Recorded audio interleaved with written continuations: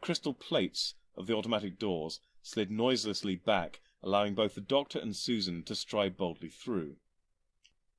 As they did, Susan glanced down at the plain black welcome mat, which quickly gave way to highly polished marble, stretching all the way to the altar of the reception desk. Behind this sat a grey-suited guard whose expensively coiffured hair blended seamlessly into the lines of his clothes. "Good evening, sir, madam. Welcome to Baron Enterprises. How might I help you?" He was at once courteous, yet with a certain aura of firm menace, an impression which he must have spent his whole career cultivating. Susan responded rather shortly, perhaps prickled by the Doctor being addressed before her. "I'm with the Ministry of Health. I'm here to perform a spot building inspection to assess the quality of the completed sections and the safety of the construction areas." As she said this, she presented her ID card to the guard. A quick scan revealed all to be in order. "And him?"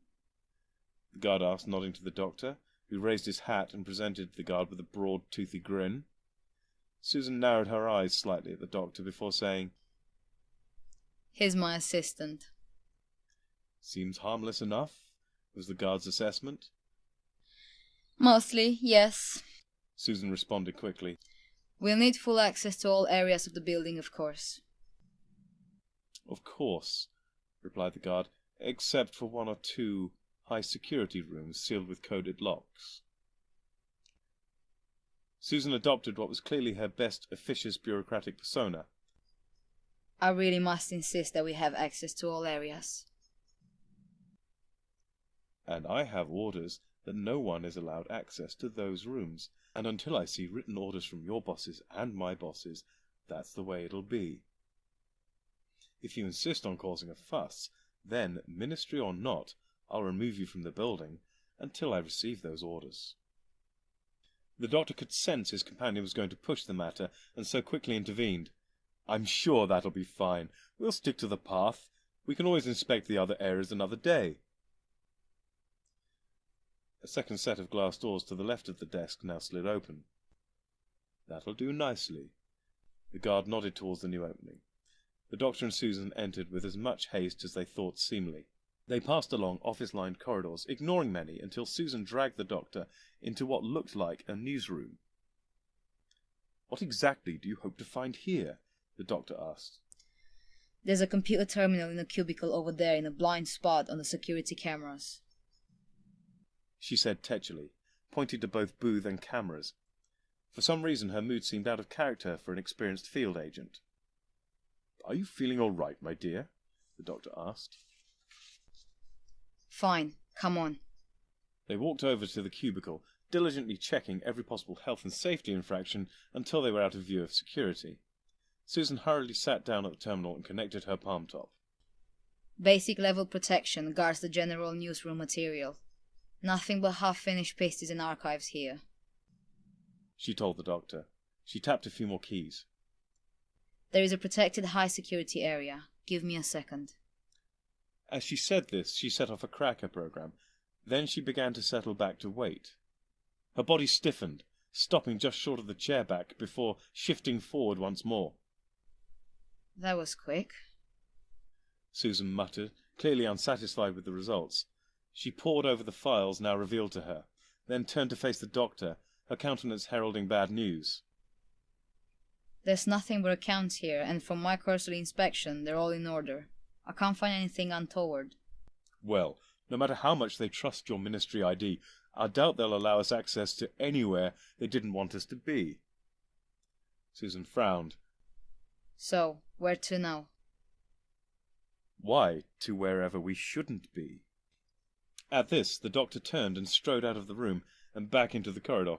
Susan stood up hurriedly and trotted after him.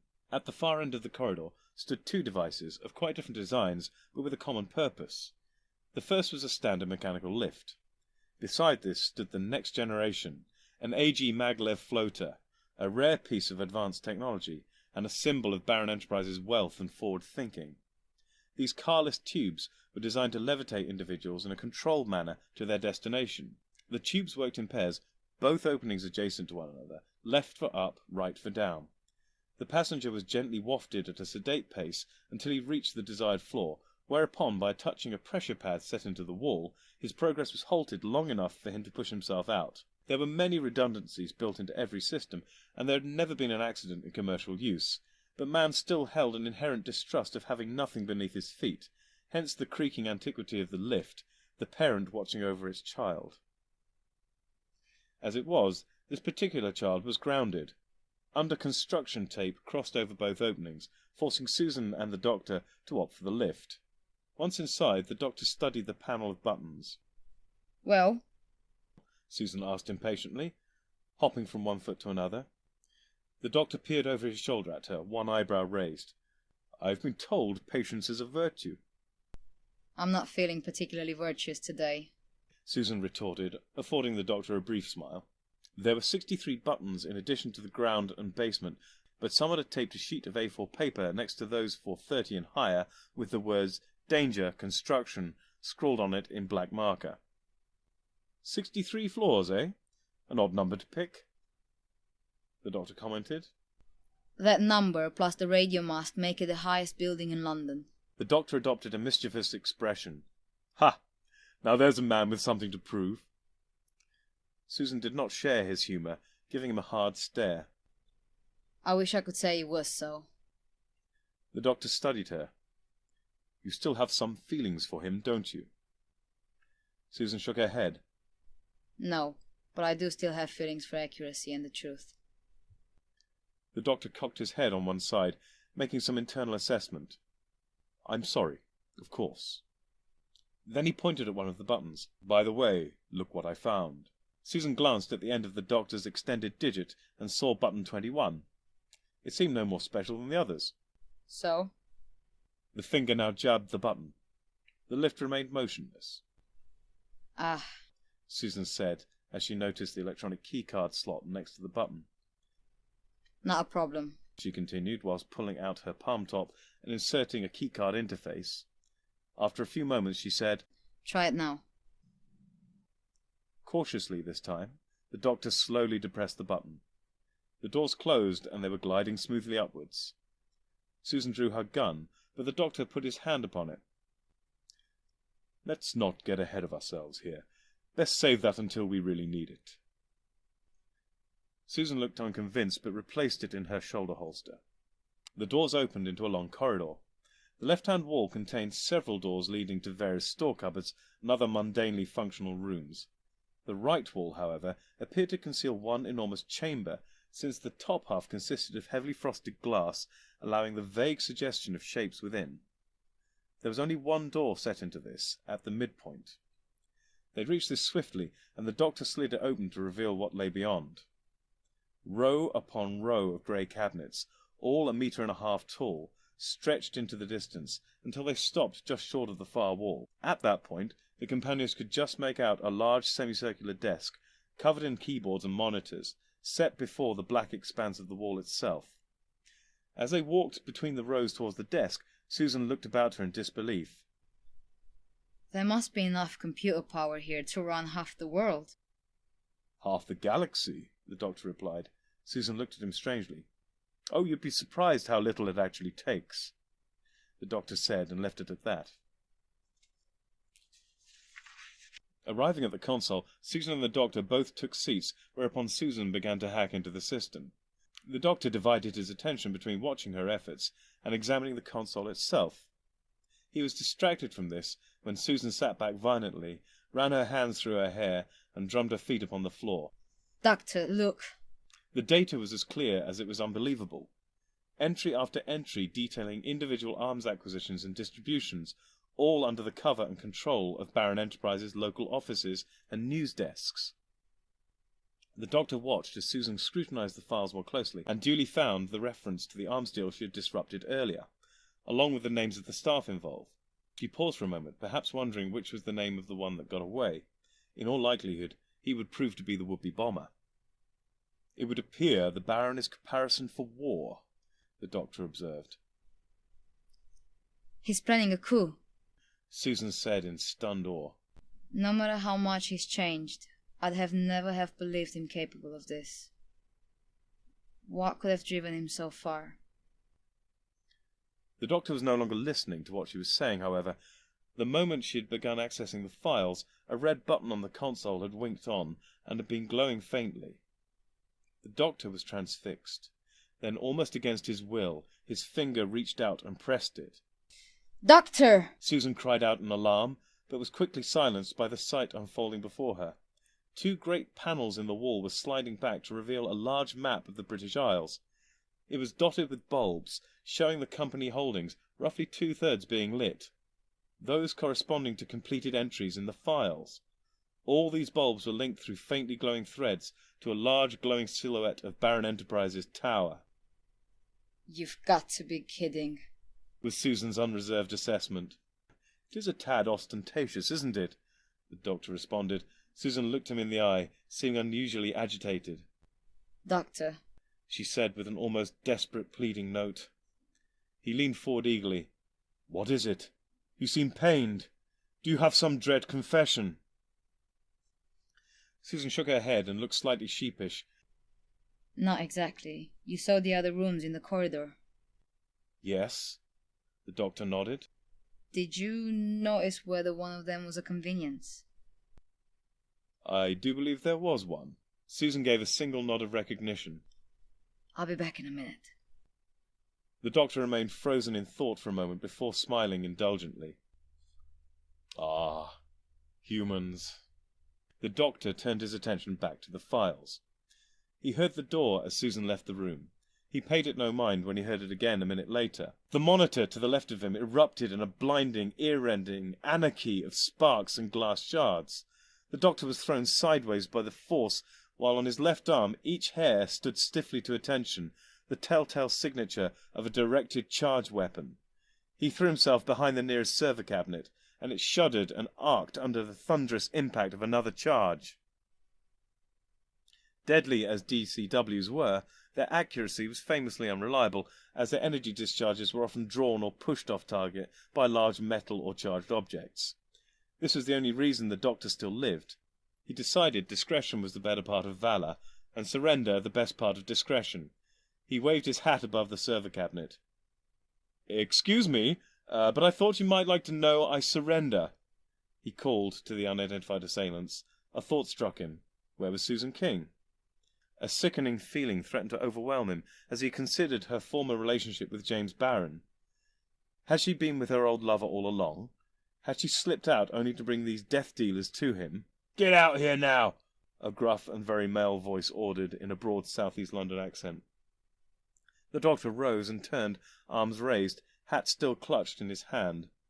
His fears about Susan were at least partly assuaged by the sight of two burly armed guards facing him, but not entirely. "I seem to be a little lost," the doctor supplied affably. Neither guard looked impressed. "You're coming with us."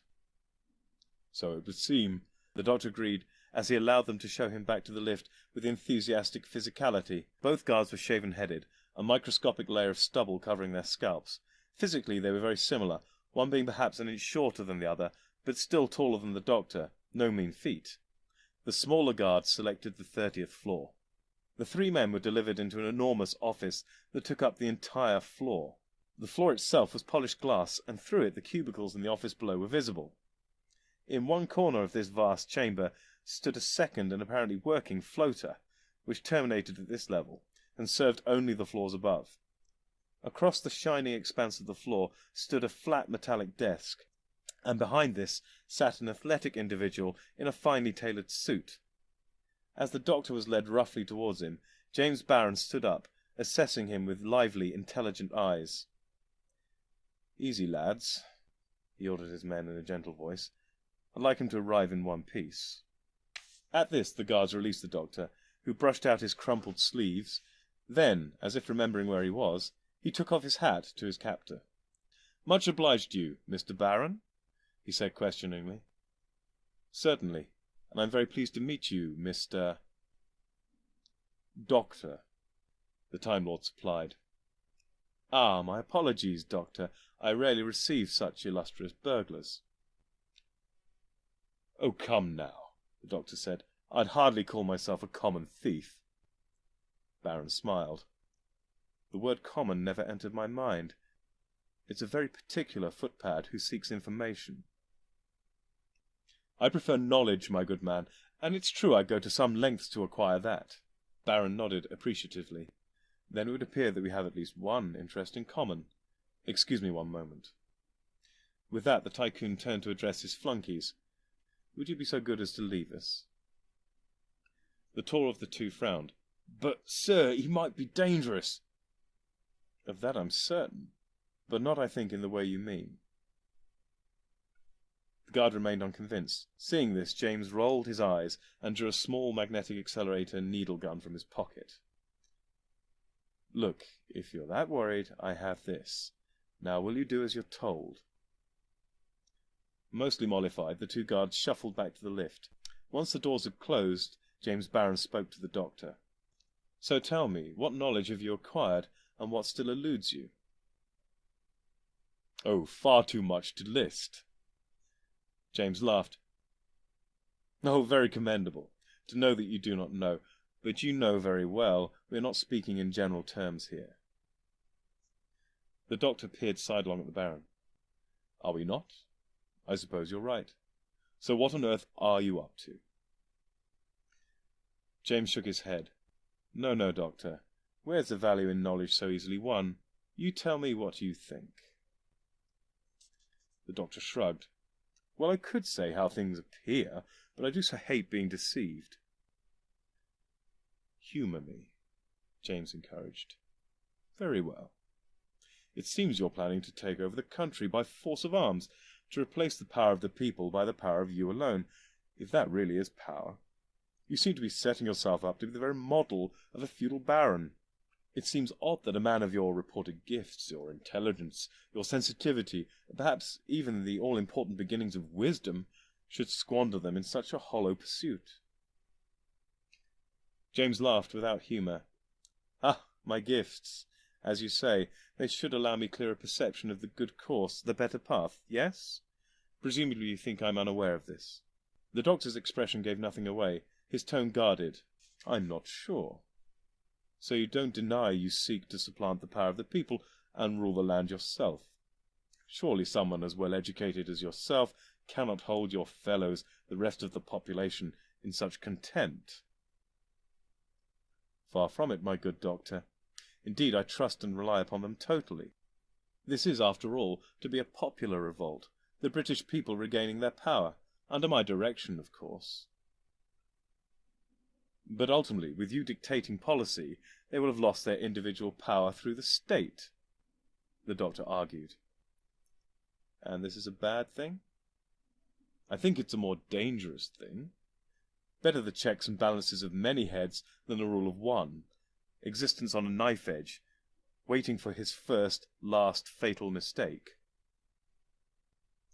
So you prefer rule by the populace, because their collective wisdom is better than my individual judgment.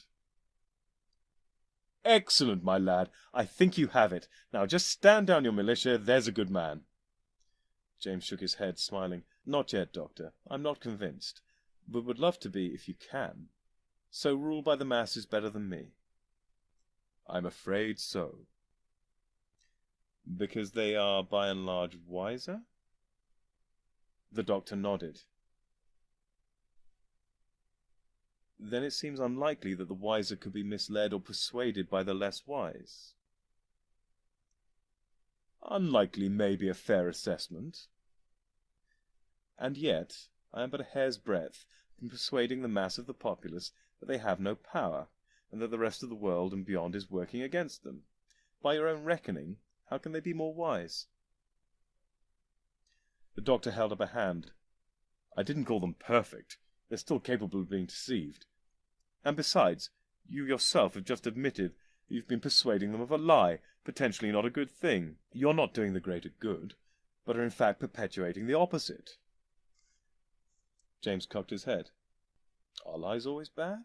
Surely there are the white lies we use to protect or guide when the reasoned explanation would go unheeded or do more harm than good. The doctor shook his head. But you know no long-term good can come of seizing power. Even if I were to believe you'd rule wisely, which, by the way, I don't, what happens at the end of your existence? Another dictator, another feudal baron, lording it over a people fed on lies? Or do you think that this falsely educated populace would be in a fit state to take back the reins of power? You of all people should know this. You were part of the system educating the masses, giving them the power of considered self-determination. Surely this is the only way to improve the state of all people. James stared long and hard at the doctor. Oh, I know you're right there. I've known that throughout my adult life. But there's the rub, he said, smiling sweetly. I don't care. Oh dear, the doctor said. That could be a problem. James inclined his head. I'm afraid so. Yes, I was part of that education system. And you're right. Ultimately, it could lead to an intelligent, self-controlled people. But that goal is such a long way off. Something changed. I lost my love of the future, of a dream I'd never see. I became impatient for a better life. No, wait, that's too strong a case. The people are slow learners, and I grew bored of living in a shadow of utopia. Have you seen the populace lately? I've certainly met individuals, and I've observed the city. They seem, by and large, well-fed, productive and happy.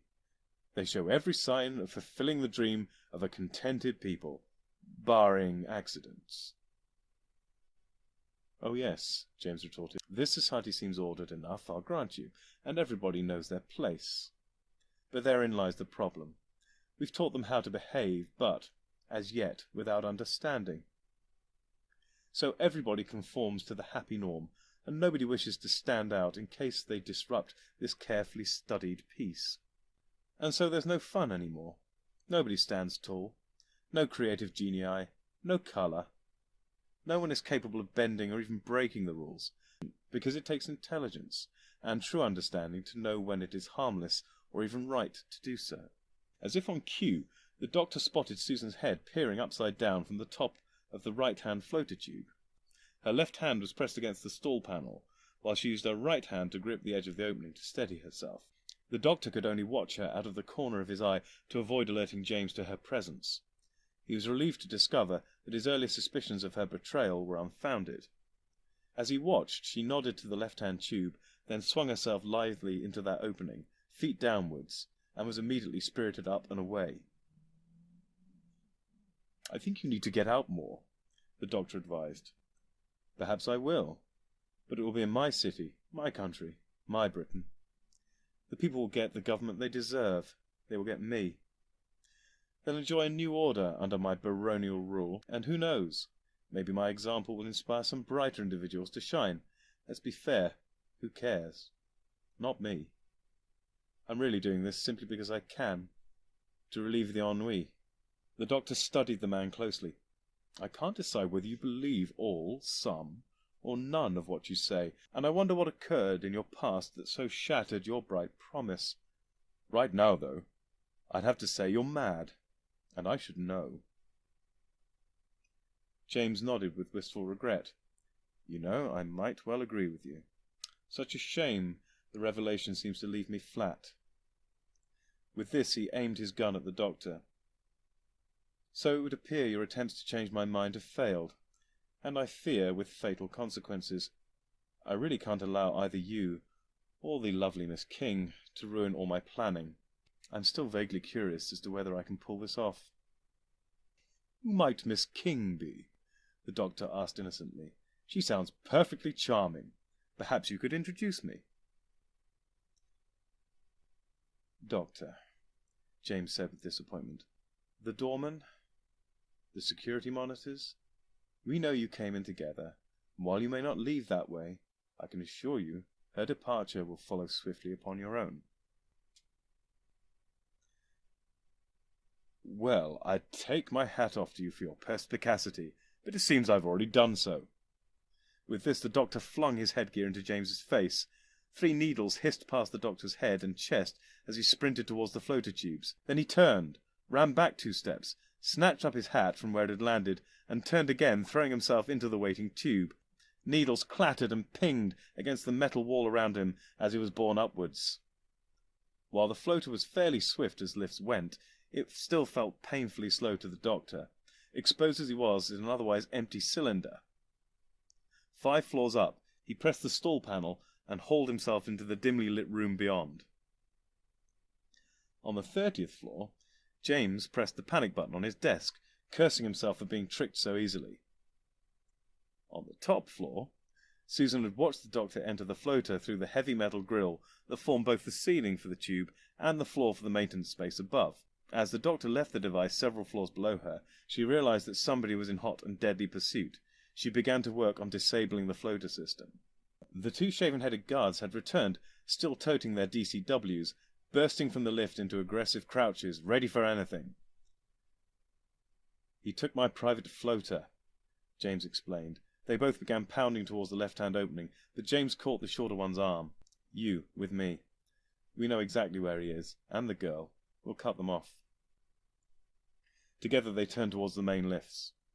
At the top floor, Susan finished her adjustments and dropped smoothly to the floor directly in front of the floater exit. Then, lifting each foot in turn, she peeled a thin, transparent layer from the bottom of both soles, dropping them casually on the rough, uncarpeted concrete.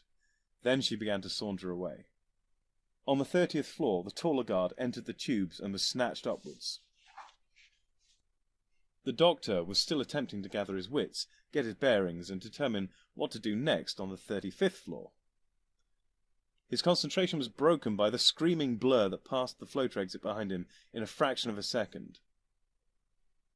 Susan barely flinched, her stride unbroken, as the scream was cut off abruptly in a sickeningly wet-sounding explosion, which simultaneously liquidized the guard against the grille whilst blowing out that same obstruction. The super-accelerated debris then ripped out the power feed, cutting it totally. The doctor now saw a meaningless red mass hurtle past him downwards. In his office, James and his companion had just turned back to face the private floater shaft, their attention caught by a succession of odd noises emanating from it. At that moment, a collection of twisted metal, red matter and fluids struck the floor with explosive force. "Frank!" came the chilling, grief-torn cry of the shorter guard. He began to run towards the shapeless ruin, but James grabbed his arm, spun him away from the grotesque disaster, and stared into his eyes intensely for several seconds. This had a powerful effect on the guard, who seemed greatly impressed by the eloquent silence. For James, it gave him valuable time to search his memory. "Bob," he said, nodding once, "I want you to avenge your brother." Bob was calmer now, but sniffling. "You've got to put away your sadness and focus your pain. We will get them." Bob nodded, pulling himself up to his full height. James clapped him on the shoulder. "Good man." At that moment, the lift opened to reveal 2 more guards, armed with the automatic weapons usually favoured by government security forces. "Come on." The lighting had not yet been installed in the 35th floor, but there was just enough ambient illumination to allow the doctor to assess his situation. The whole floor was partitioned into offices separated by thin dividers. The lower halves were an opaque, toughened, polymerized material, whilst the uppers were made from sheet glass. These partitions did not reach the ceiling, being perhaps 6 inches taller than the doctor, no doubt to create an impression of space or community in the workplace. A corridor ran between the offices from James' private floater to the main lift at the far end. The doctor walked a little way along this, then into a side office, sinking into a polythene-wrapped swivel chair to think. Clearly he had to stop the Baron, but how? Alone, or even with the aid of the ingenious Dr. King, it seemed unlikely that this could be achieved. The authorities would have to be informed. After all, the important work was done, the plot discovered, just mopping up to do now. But how to contact them? Susan probably had some sort of communication device, and would have used it if possible. He could not afford to make that assumption. So, down and out? No. Too obvious, and almost certainly too heavily guarded. A signal, then. Something to attract attention. Where else but the roof? At the far end, the lift doors opened. The doctor stiffened, then ducked down behind a nearby desk. He could hear the faint voices of James and his companions. "Bob, get up to the top floor. She's still there. Take her if you can." "I will, sir." The doctor heard the lift doors slide shut. "Right, you two. A-hunting we will go." Having said this to his machine-gun-owning cronies, James led them unerringly in the direction of the Doctor, who peered at them covertly over the tabletop. James had some sort of device in his hand, and it was this that was leading them to their quarry. The Doctor wondered frantically how they were tracking him so effectively. Then a thin, crackling voice came from James's pocket. "Sir, sir, she's not here! I found false souls!" James rolled his eyes, handed the device to one of the guards, and withdrew a tiny communicator from his jacket. "Stay there. I'm coming up. Whatever you do, don't let her kill you." "Sir," came the crackling, nervous response. The Doctor pulled out his sonic screwdriver and ran it over his soles. "Nano-trackers," he whispered to himself in disgust. They were impregnated into the rubber soles of his shoes and had probably been planted as soon as he had entered the building.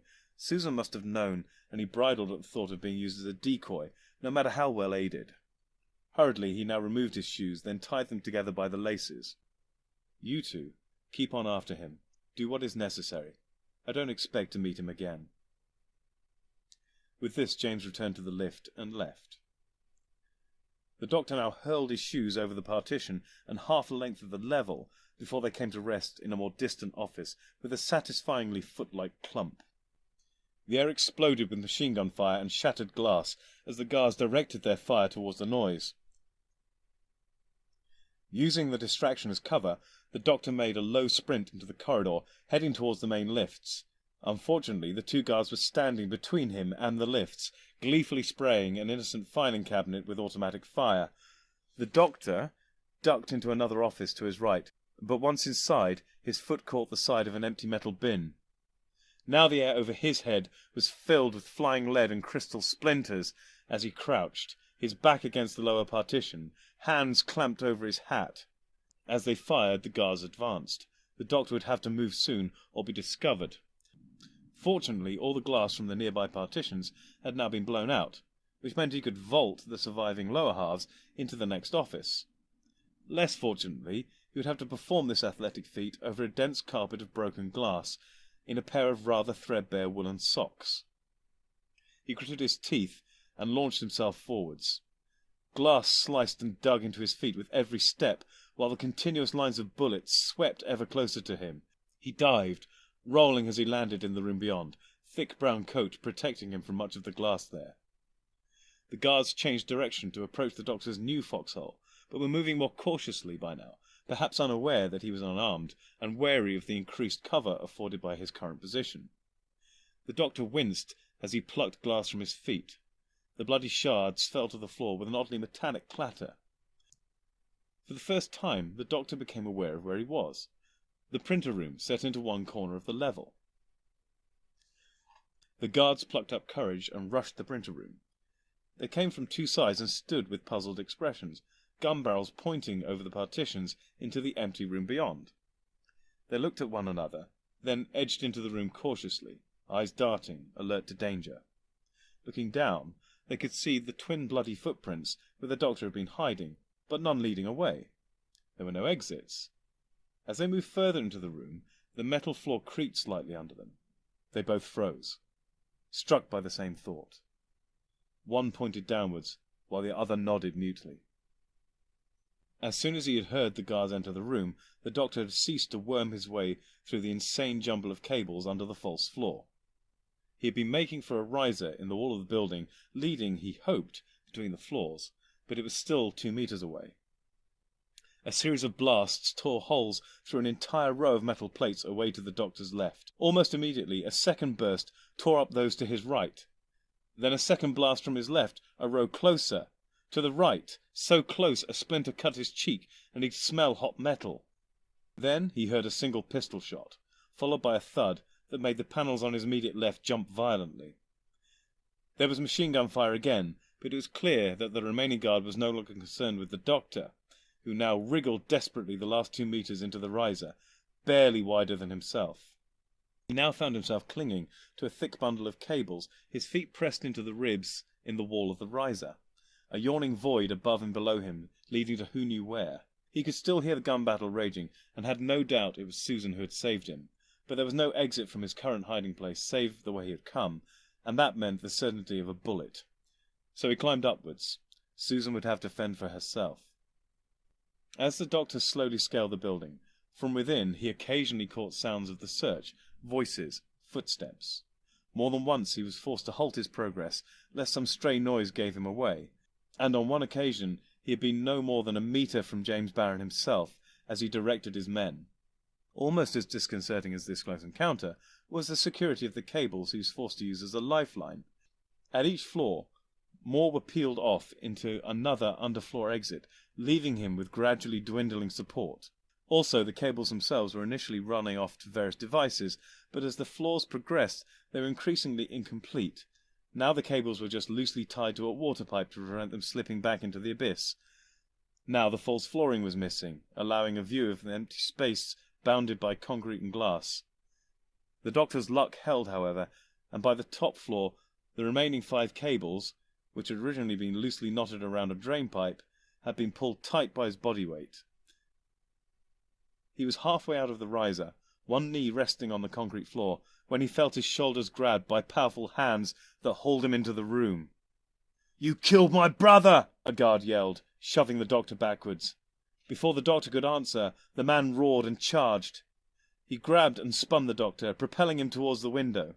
The doctor collided with it, and was surprised that this was not accompanied by the usual thump or smash. The polythene sheet bowed outwards, giving him a sickening vision of the ground 63 stories below.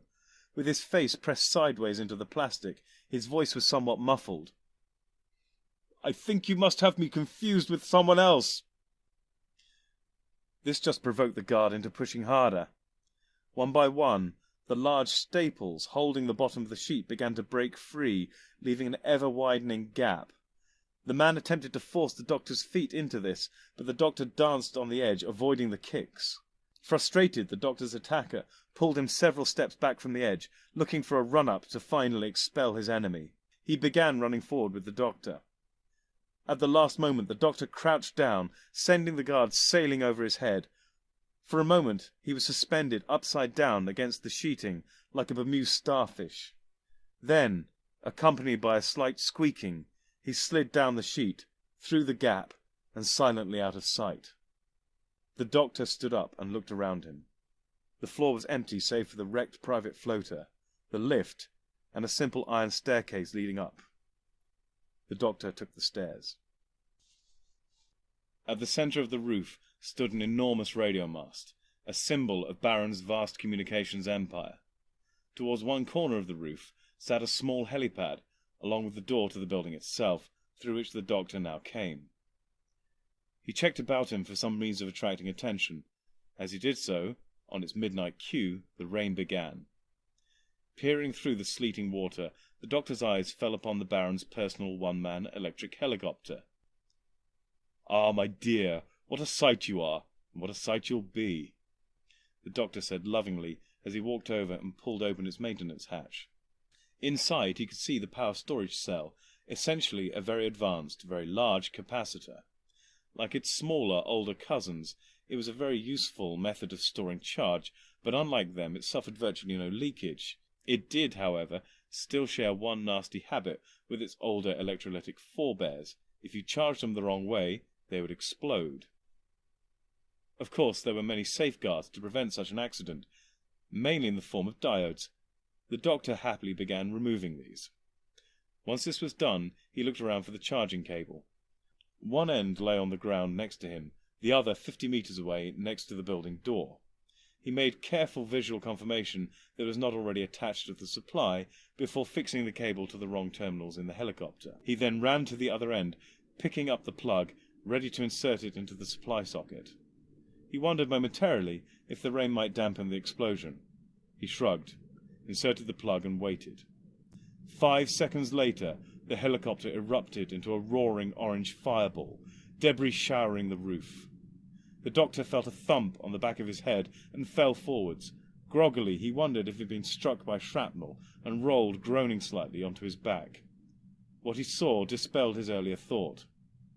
James Barron stood over the doctor, needle gun trained on him as the rain continued its nightly ablution. James brushed back his sodden hair and wiped the water away from his face with his free hand. "You blew up my toy."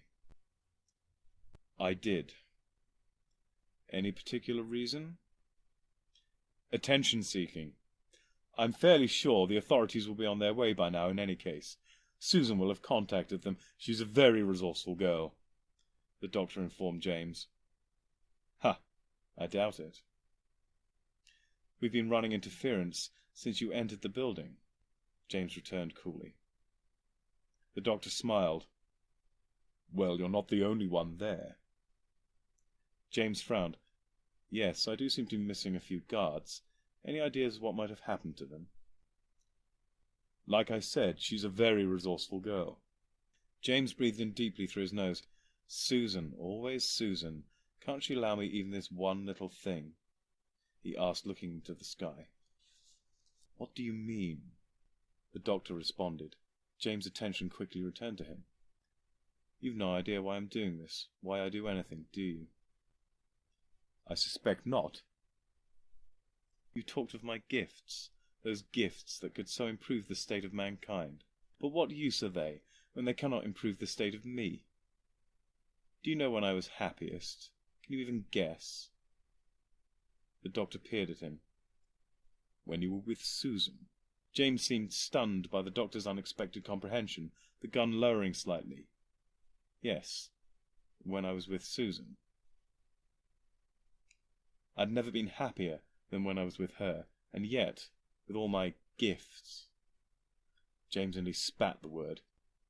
"I could not make her love me, could not make her stay. I had no control whatsoever." Now he raised his gun again. "So I sought what little control I could get, paltry as it is in comparison to love. That, I learned, can never be controlled.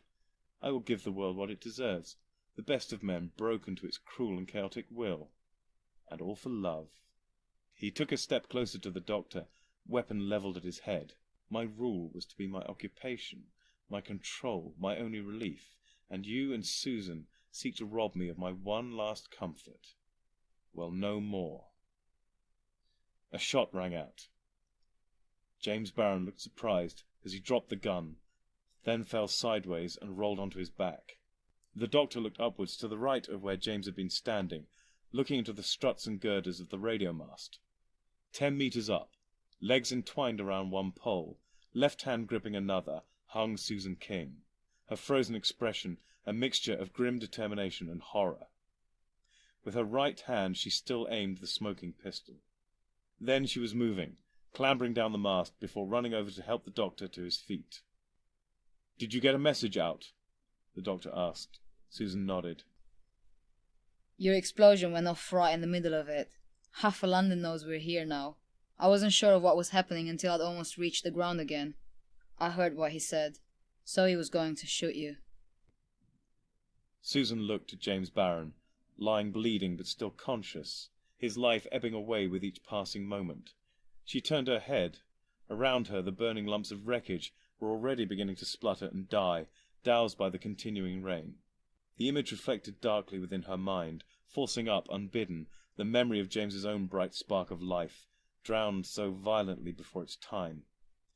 The incomplete tower upon which she stood also seemed to echo the unfulfilled promise of that life, and reminded her of the loving man she once knew, and the potential for quiet, humble greatness he had once possessed.